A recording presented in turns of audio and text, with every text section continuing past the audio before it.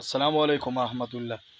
په چا کې چې حسد او کینه پیدا شي، که دا بل چا ته نقصان ورسي او کو نه رسي، نو د خپل سلور نقصانات رسیږي.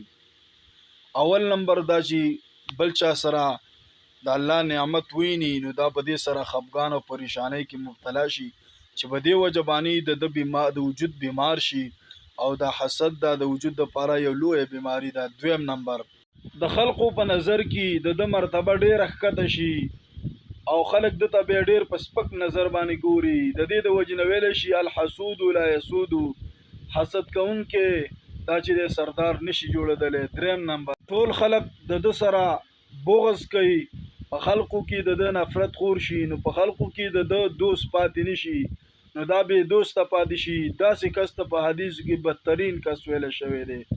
څلورم نمبر، الله د دنه ناراض وي، ځکه په حسد کولو سره دا په الله یو اعتراض کوي او دا وایي الله پاکه د فلاني کس ته تا د نعمت ولې ورکولو، دا خو د نعمت مخصوص مستحق نه دی، تا ولې ورکولو. په دې وجه الله د دنه ناراض شي او دا د غضب مستحق وګرځي.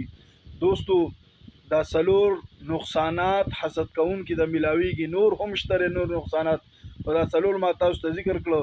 دوستانو، دا ویډیو مخکې شیر کړئ، که چېرته په چا کې دا هلاک کوونکي بیماری نه چې هغه د دې نه ځان وساتي. والسلام.